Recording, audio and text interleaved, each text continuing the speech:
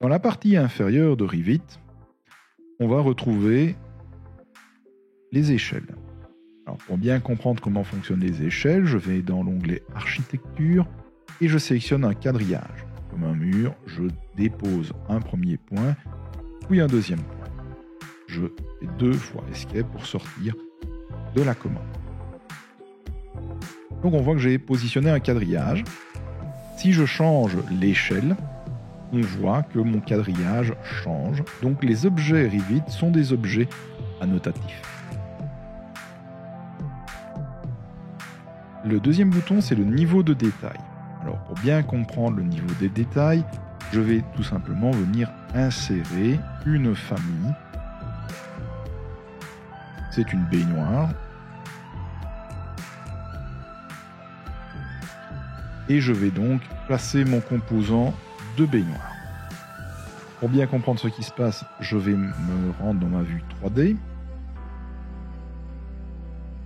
Donc mon niveau de détail, on voit qu'en niveau de détail faible, j'ai une représentation 2D de ma baignoire, seulement filaire, ainsi qu'une représentation filaire et schématique de mon système de poteaux.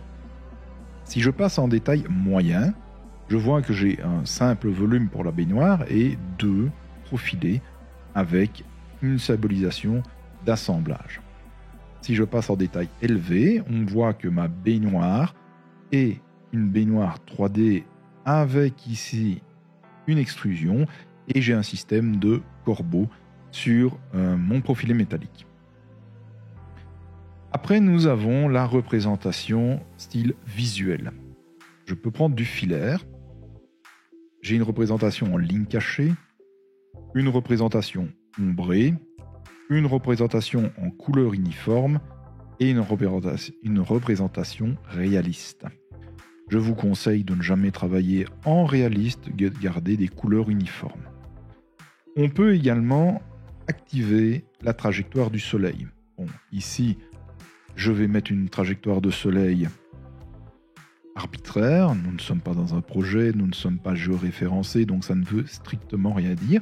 Et on voit qu'on peut réaliser des études d'ensoleillement. Donc, je clique sur le bouton « Activer les ombres » et je vais pouvoir changer la position de mon soleil. Et donc, on voit que j'ai des ombres portées. Je vois que j'ai des ombres portées. De nouveau, ne jamais dessiner avec des ombres portées et une étude d'ensoleillement si ce n'est pas utile. Ça prend énormément de ressources graphiques. Quand nous sommes en vue 3D, nous avons la possibilité d'avoir l'icône ici de rendu pour effectuer des rendus. Je vais me rendre dans mon niveau 0 et nous allons parler des 2 boutons suivants, c'est le cadrage de vue. Le cadrage de vue va vous permettre de réaliser des mises en page. Je viens sur l'icône avec l'ampoule pour afficher ma zone cadrée. Nous voyons un cadre qui vient d'apparaître. Si je sélectionne ce cadre, je peux ramener ce cadre dans mon dessin. Il ne se passe rien parce que je n'ai pas cadré la vue. Je vais utiliser le bouton juste à côté, cadrer la vue. Et là, on voit que mon dessin se coupe à l'endroit du cadre. Donc si vous avez un jour un mur coupé, une baignoire coupée, ce n'est certainement pas un bug graphique, mais tout simplement une vue cadrée. Donc pour ce faire, on affiche la zone cadrée et on vérifie qu'elle est bien positionnée. Et puis on peut de nouveau l'enlever. Juste à côté, ce sont les lunettes qui vont nous aider à afficher ou éteindre certains objets. Donc par exemple, ma baignoire, j'aimerais bien de ne plus la voir. Je vais cliquer ici sur mes lunettes et je vais faire masquer l'élément.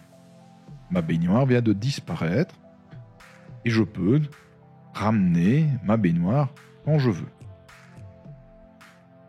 Maintenant, j'aimerais ne plus avoir de mur. Je viens sélectionner un mur, les lunettes et je fais masquer la catégorie. La catégorie, c'est donc l'ensemble des murs. Je n'ai donc plus de mur à l'écran. Donc les lunettes sont à utiliser au début quand vous ne maîtrisez pas encore toutes les subtilités de Revit. Autre façon de faire, ce que je viens de réaliser, c'est sélectionner ma baignoire, clic droit et faire masquer dans la vue l'élément. Là, l'élément il disparaît et pour le faire réapparaître, il faut utiliser l'ampoule. Ce sont les éléments cachés.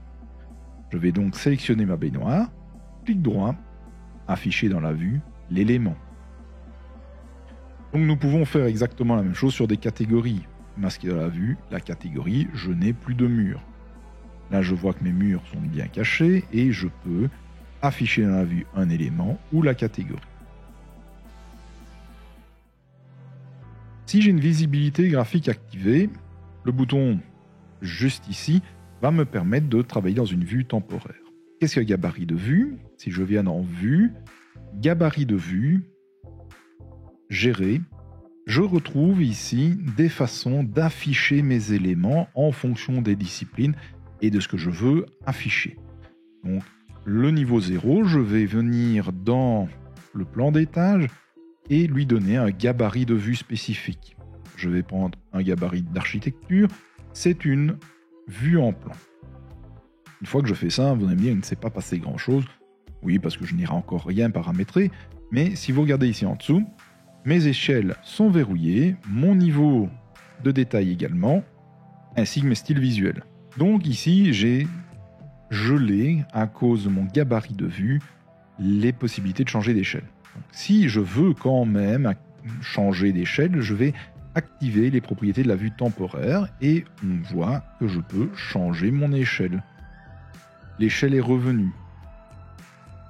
Je vais donc rétablir et je vais surtout enlever mon gabarit pour l'instant, ça ne me sert à rien. Je vais me rendre dans le modèle 3D et nous avons ici le modèle analytique, affiché ou caché. Le modèle analytique, ce sont ces lignes de couleurs qui définissent votre structure. Nous avons la possibilité de mettre en surbrillance les jeux de déplacement quand on réalise des éclatés et puis on a la possibilité d'afficher ou non les différentes contraintes. Mais ça, je reviendrai dessus ultérieurement. Donc, par exemple, une contrainte, si je tape au clavier AL, c'est alignement, je viens aligner le bord de ce mur et je verrouille. Vous voyez, l'objet est verrouillé, donc il vient suivre mon quadrillage. Et donc, quand j'active, je vois que j'ai un objet en rouge, ça veut dire qu'il y a une contrainte sur cet objet. Alors, la partie inférieure, c'est la partie de collaboration. Donc ici, on en parlera en fin de cours. Donc, collaboration sur serveur. Et à droite, ce sont les variantes.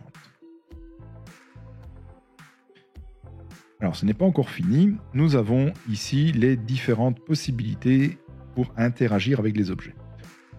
Donc, le premier, ce sont les liens Revit. Si je viens sélectionner ici mon lien Revit, on voit que c'est un modèle Revit lié. Si je clique dessus, ça veut dire que je ne peux plus sélectionner mes liens Revit. Vous voyez, impossible de sélectionner le modèle Revit lié. Donc ça peut être très déconcertant pour les premières étapes. Donc ici, c'est pour gérer les éléments qui se trouvent en fond de plan. Je vais me rendre dans mon niveau 1. Et dans mon niveau 1, vous voyez, mes éléments sont grisés. Ça veut dire qu'ils se trouvent dans le plan inférieur. Si je regarde en 3D, mon niveau 1 est ici, mon mur est en dessous du niveau 1. Alors, je me retrouve dans mon niveau 1. Si l'option n'est pas décochée, je peux sélectionner mes objets qui se trouvent dans le plan inférieur. Si maintenant ceci est coché, donc ça veut dire qu'il y a une croix, je ne sais pas sélectionner les éléments qui sont en fond de plan. Je retourne dans mon niveau 0. Je vais sélectionner ma baignoire. Vous voyez, ma baignoire, je peux la déplacer actuellement. C'est une famille.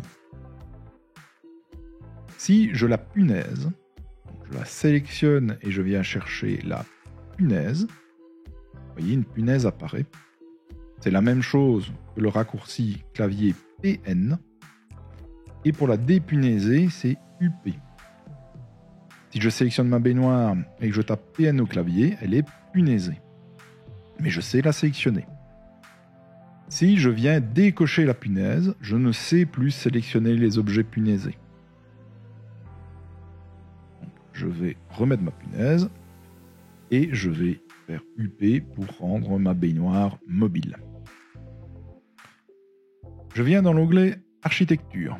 Je viens sélectionner un sol, une dalle architecturale, et je vais prendre tout simplement un rectangle. Je dessine un rectangle. Je valide. De nouveau, ici, je dessine sans faire attention au moindre niveau et à toute règle de dessin. Donc, je vois que je peux sélectionner mon sol, même quand je suis en plein milieu, aucun problème.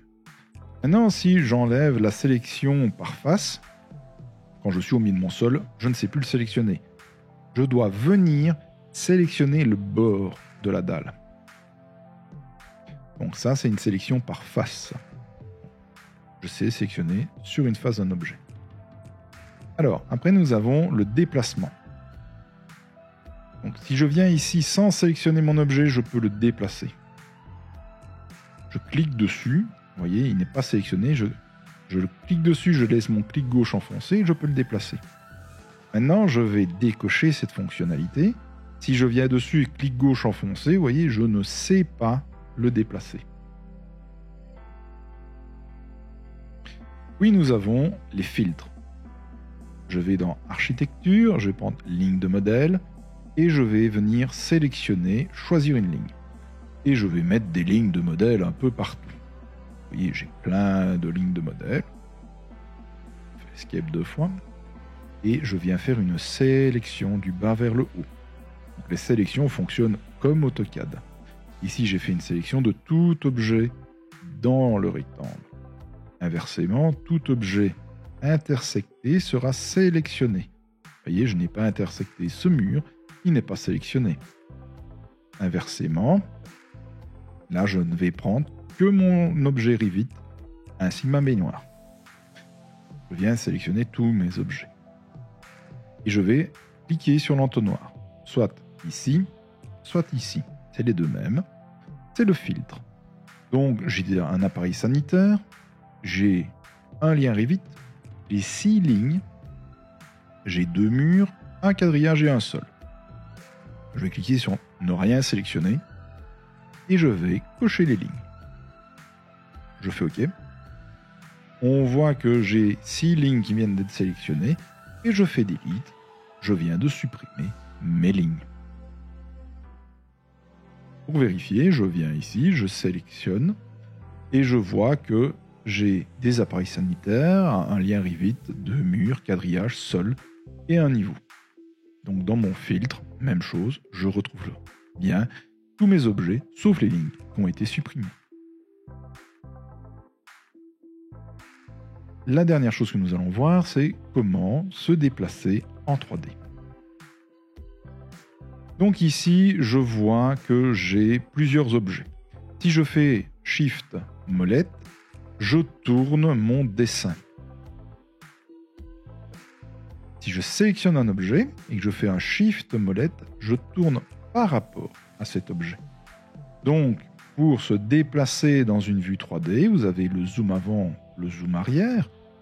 La molette enfoncée, c'est le pan, c'est pour bouger le dessin. Le Shift molette vous permet de tourner. Si vous voulez tourner par rapport à un objet spécifique, par exemple à ce mur-ci, je zoome dessus, je tourne par rapport à ce mur. Maintenant, si je sélectionne le suivant, vous voyez, je tourne par rapport à l'autre mur. Vous avez le View Cube, comme d'habitude, dans tous les logiciels AutoCAD, pour pouvoir vous repositionner. Voilà, dans la prochaine vidéo, nous commencerons à dessiner notre projet.